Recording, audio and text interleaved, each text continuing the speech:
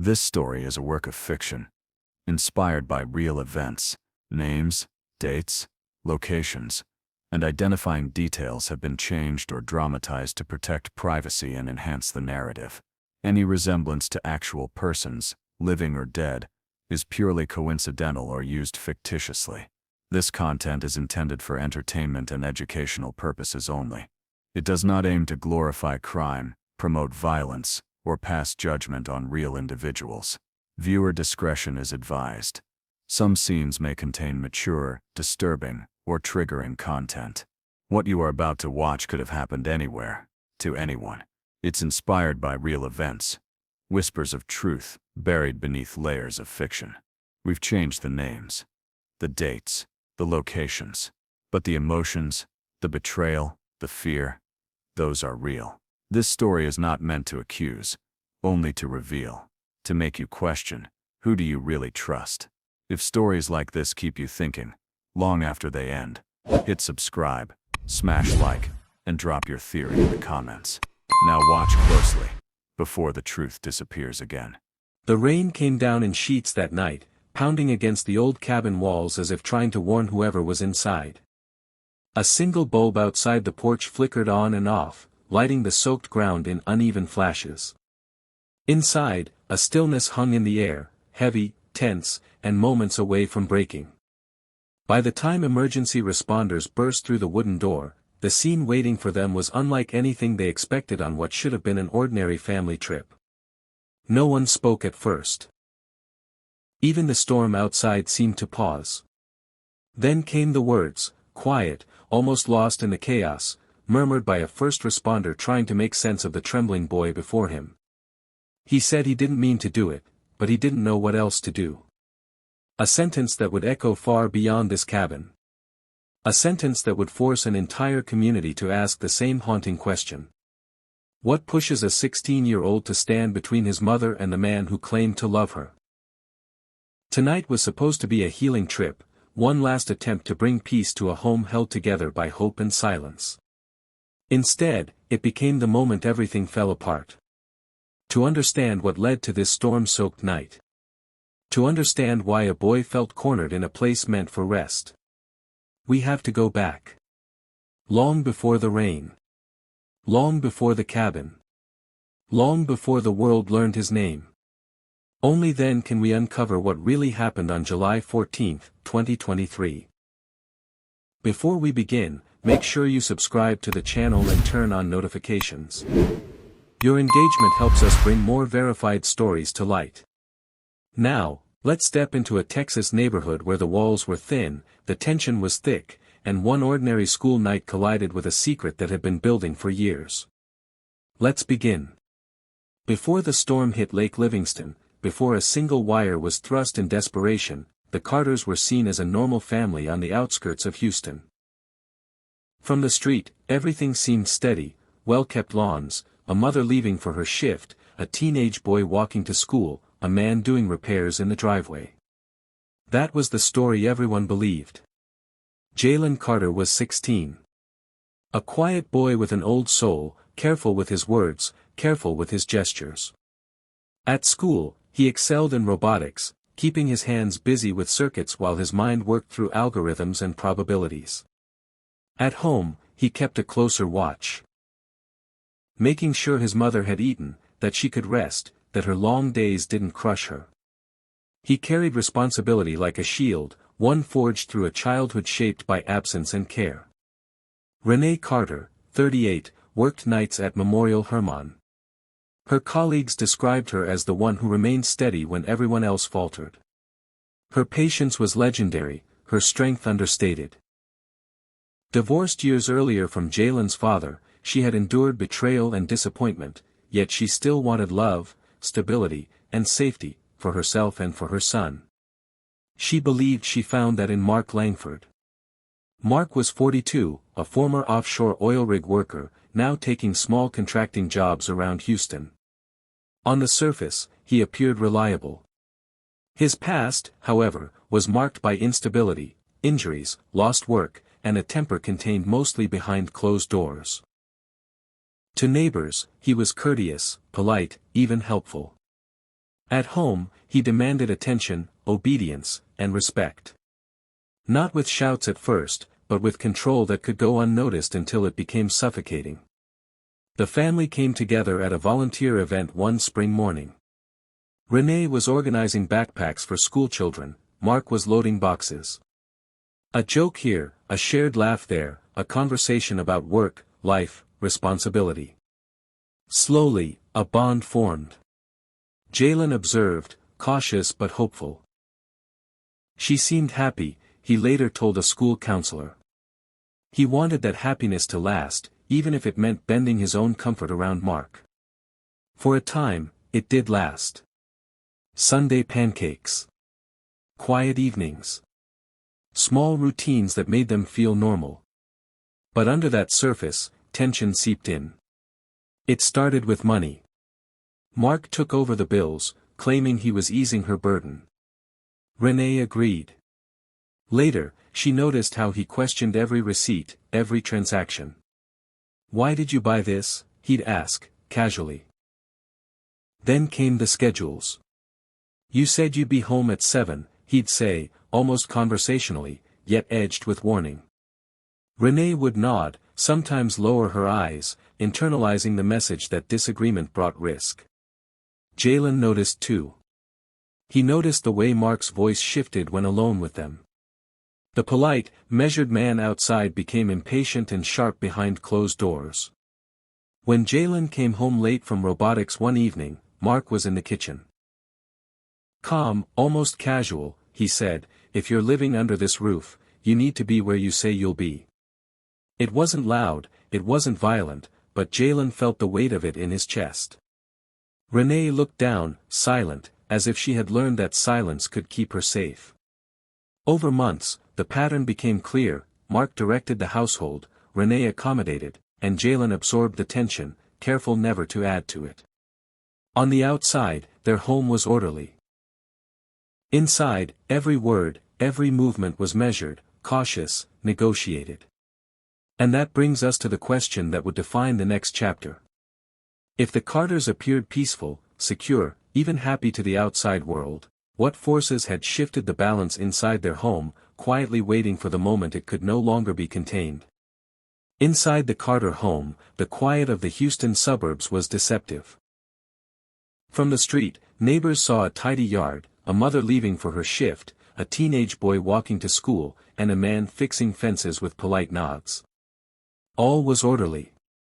Inside, everything moved to a different rhythm. Mark Langford's patience thinned after leaving the oil rigs. Short-term contracts replaced steady income, bills mounted, and the tension he carried found its outlet in arguments and criticism aimed squarely at Renee. One evening, Renee later recounted to authorities, he said, "You think this house runs itself, don't you?" I just nodded, hoping silence would protect me. The violence was never public, never loud enough to alert neighbors, but it left marks. Holes appeared in walls where fists had landed. Doors slammed so forcefully the photographs shook in their frames. And whispers, low, cold, slipped through the air, "You'll regret it if you cross me again." Renee learned to hide the bruises beneath long sleeves, even in the sweltering Texas heat. Each concealment was a shield, a quiet testament to the life she endured while trying to preserve normalcy for her son. Jalen absorbed every moment. His mother's laugh, once warm and steady, grew quieter, careful, measured. Nights became watchful vigils. He stayed awake, listening to footsteps and muffled voices, his mind cataloging threats he had no power to prevent. Anxiety became routine. Fear became strategy. On July 14, 2023, Mark announced a family trip to Lake Livingston.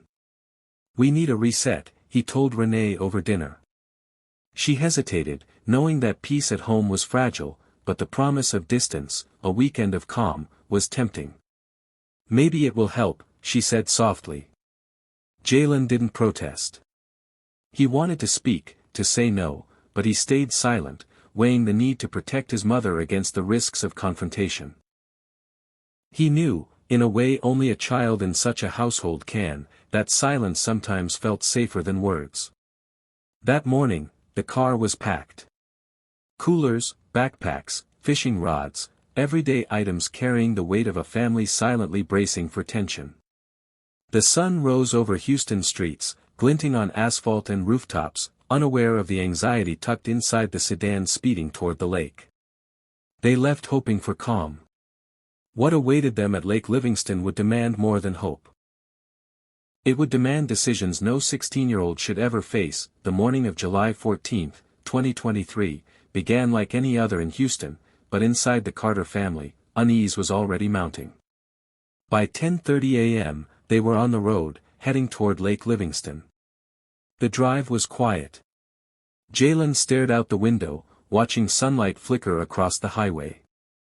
Each mile carried him closer to the weekend his mother had hoped would heal their fractured home. Each mile carried him closer to a tension he could already feel tightening like a vice. By midday, the cabin came into view, a weathered, rustic structure tucked into the edge of the trees. Its wooden siding was gray with age, and the roof sagged under years of rain and sun. The forecast had warned of storms, but the family carried on as if distance could dissolve their home's tension. Inside, the smell of damp wood and old cleaning chemicals lingered. Faulty wiring sparked faintly when appliances were switched on. The floorboards groaned under each step, echoing through the empty rooms like a warning. Renee tried to smooth over the anxiety that hung in the air. She unpacked the cooler, humming softly, setting plates on the table with care. "Let's just enjoy a quiet weekend," she said, forcing warmth into her words. Her hands shook slightly as she adjusted a tablecloth, but she did not let it show. She carried the weight of her son's safety and the hope that Mark might keep his anger in check. Mark observed from the corner of the room, his lips pressing together. At first, his impatience was subtle, a furrowed brow at a misaligned plate, a quiet sigh at a spill or misplaced utensil. By evening, his small irritations sharpened. When Renee carried a plate of vegetables from the kitchen, her foot slipped on a damp patch near the sink. The plate hit the floor with a deafening crash, scattering shards across the linoleum. Mark's reaction was immediate. His fist slammed against the table with a force that rattled glass and silverware. "Really? Again?" he shouted, his voice tight with rage. "You can't do anything right." Renee froze, her breath catching in her throat. I'm sorry," she whispered, bending to gather the broken pieces, careful not to meet his gaze. Her hands trembled, not from weakness, but from the exhaustion of years spent surviving the unpredictable storms of his temper. Jalen's pulse raced. Every instinct screamed at him to act, to shield his mother, yet he remained frozen, trapped between fear and the knowledge that any misstep could ignite something far worse. He watched, helpless, as the man he called stepfather cast his shadow over his family once again. As Mark pushed back from the table, muttering low threats. "You'll pay for this later, don't think I forget." Jalen noticed fresh bruises on Renee's forearm. He had caught glimpses of them before, faint marks hidden beneath clothing, but now they were undeniable. Anxiety coiled in his stomach. He felt the weight of responsibility pressing against his chest, pressing him to make choices he had no right to face at 16. Outside, the first drops of rain spattered the roof, then thickened into a steady downpour. Wind rattled the shutters, and each clap of thunder seemed to echo through the cabin's walls, blending with the tension at the table. The house, once a retreat, had become a crucible. Renee looked toward Jalen, eyes wide, searching silently for reassurance. He could offer none, only the quiet solidarity of shared fear. And then, the storm hit in earnest, rain slamming against windows, lightning illuminating the tense faces around the dinner table, marking the beginning of a night that would change everything. July 14, 2023. Lake Livingston, Texas. 11:12 p.m. The storm had worsened, heavy sheets of rain striking the cabin roof, rattling windows, and pooling in corners of the worn floorboards. The electricity flickered unpredictably, leaving the kitchen in moments of near darkness. Every creak of the cabin felt amplified, echoing the tension that had been building for months, years even. Jalen lay awake in the narrow bedroom he shared with his cousin, heart hammering in his chest. From the kitchen, muffled voices carried through the walls, low but sharp, threaded with anger and despair. "Renee, I've told you to stop embarrassing me." Mark's voice cracked, tight with frustration. "Mark, please." "I'm not trying to," Renee's response trembled. Her voice was weary, drawn out, the exhaustion of someone who had endured too much for too long, every syllable a quiet surrender. Jalen's hands clenched the bedsheet. Memories swarmed. Nights listening to soft sobs behind closed doors, moments when his mother smiled through pain, long sleeves hiding bruises in the Texas heat. He remembered thinking, why can't anyone see this? Why can't I stop it? The sound of a plate breaking downstairs startled him. He froze, listening as Mark's voice rose briefly before falling into a low, muttered threat. "You better remember who's in charge." Jalen could no longer lie still. He slid from bed, careful to avoid the old floorboards that moaned under the lightest weight, and crept down the hallway. Lightning lit the kitchen in jagged flashes, revealing Mark gripping Renee's arm, her body stiff with resistance but her eyes resigned. "I said stop, Mark. You're hurting me," she whispered, voice barely audible over the storm. "I'm teaching you respect," he growled, tightening his hold. Jalen froze in the doorway, pulse racing, chest tight. Everything he had watched, endured, and feared converged in this moment. The past nights of helplessness pressed against him like a weight. And then he saw it, the extension cord, frayed, threads of copper exposed, trailing near the puddle that had formed from the leaking window. He picked it up, hands shaking uncontrollably. Each step closer felt impossible. His mind raced, am I about to cross a line I'll never return from? What choice do I even have? Mark shifted, noticing him. "What are you doing there, boy?" His voice cut through the storm, sharp, threatening. Jalen's fingers trembled as he moved closer, heart hammering louder than the rain. The wire made contact. Sparks arced, brief and violent. Mark jerked, a guttural grunt escaping, before collapsing to the floor. Silence followed, broken only by the relentless storm. Renee's hands shook as she clutched Jalen's arm, tears streaming down her face. "Jalen, what did you just do?" She whispered, voice a mixture of relief and terror. July 14, 2023. 11:47 p.m.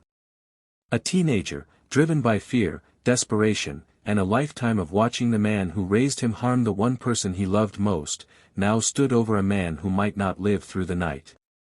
The storm continued to batter the cabin, as if marking the moment when everything changed.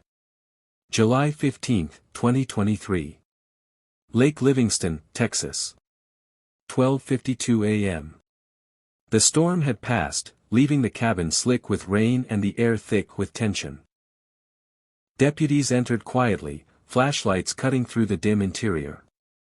Every step revealed the chaos of the night before, dishes on the floor, water pooling along worn wooden boards, and the frayed extension cord that would become central to understanding what happened. Jalen stood near the doorway, his body trembling, voice caught somewhere between guilt and fear. Renee clutched her arm, whispering through ragged breaths, "It's okay, it's over now. You did what you had to do." Investigators began meticulously documenting the scene. Photographs captured bruises both fresh and older, walls marked by past arguments, and the scattered remnants of meals interrupted by fear. Each detail told a story, small yet impossible to ignore. Medical records added weight to the evidence. Past ER visits, quietly filed as accidental falls, hinted at a longer history of harm.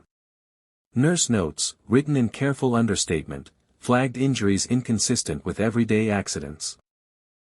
One entry read, "Patient presents with repeated contusions, pattern of concern noted." Neighbors were interviewed. One recalled the muffled arguments late at night, the kind that never reached the street but lingered in the thin walls. Another remembered seeing Renee wear long sleeves under the scorching Texas sun, a small act that now spoke volumes. Deputies asked Jalen to recount the night. His voice was quiet, measured, but the fear in it was undeniable. "I didn't know what else to do. I couldn't let him hurt her anymore." Investigators carefully pieced together the sequence of events: the wet floor, the exposed wire, the struggle in the kitchen. Each clue confirmed that Jalen acted under immediate threat. The law, cold and precise, would weigh his actions, but the heart of the matter was undeniable: a child had been forced into a choice no child should face. Prosecutors reviewed Texas statutes for self-defense and defense of others, studying every angle, every possible precedent. And through every photograph, testimony, and report, one truth became clear: the teen's fear was genuine, and the danger to his mother was real. July 15, 2023. Lake Livingston. 2:17 a.m. The storm outside had ended, but inside, the cabin still held the echoes of terror. Every creaking floorboard, every bruised arm, every whispered plea now demanded a reckoning. And for anyone listening, one question remained, heavy and unanswerable. When a child acts to save the one they love, how does justice measure courage against consequence? July 20, 2023. Houston, Texas. 9:15 a.m. The Carter home was quiet, the kind of quiet that carries echoes of everything that happened just days before. Renee Carter sat at the kitchen table, a cup of tea warming her hands, yet her body trembled as though the house itself remembered the storm. "I thought it would never end," she told her counselor. "I just wanted to protect him, and somehow, I couldn't." Jalen Carter's mornings were different. 16, but forced to grow up faster than any teenager should, he walked through his day carefully. At school, he kept to himself, speaking in clipped sentences. During counseling, he described the night at Lake Livingston with precision, a mixture of guilt, fear, and relief threading through every word. "I didn't want him to hurt her," Jalen said softly. I had to stop it." The legal process unfolded around them. Deputies and investigators documented every detail: the frayed extension cord, the puddle from the leaky window, and the marks on Renee's arms, some fresh, others from months of hidden harm. Past medical records, once dismissed as accidental injuries, now revealed a history of concern quietly noted by nurses. Neighbors' statements added pieces to the puzzle. One remembered overhearing arguments late at night, another recalled Renee wearing long sleeves under the Texas sun. In Texas, self-defense and defense of others statutes became central to the case. Prosecutors and defense attorneys debated, but investigators emphasized Jalen's mindset: a boy confronted with immediate danger, forced to protect the person he loved most. Life after that night carried no celebration. Renee's recovery was measured in small victories, each one a reminder of her resilience and the months of emotional rebuilding ahead. Jalen faced the unspoken weight of survival, navigating adolescence with a vigilance that left little room for normal teenage experience. The community's reaction was divided. Some hailed Jalen as a protector, a child who acted decisively to save his mother. Others questioned whether a teenager should ever have had to make such a choice. And beneath it all, a truth became clear: abuse often hides in plain sight. Children are forced into decisions no child should face, and the line between courage and necessity blurs in ways that even adults struggle to understand. July 20, 2023. Houston. 10:42 p.m. Even as the night fell, a single question lingered in the air, unanswered and unsettling. If someone had stepped in sooner, would Jalen have ever needed to act at all? The room remained silent, heavy with absence, as a family learned that survival sometimes comes with a cost no law can fully measure. Things you need to know: vigilance matters, intervention can save lives, and compassion must meet action. Families, neighbors, and communities all play a role in noticing the signs and offering support before tragedy strikes. If this story moved you, share, like and subscribe for more real-life stories that uncover the hidden struggles behind everyday lives.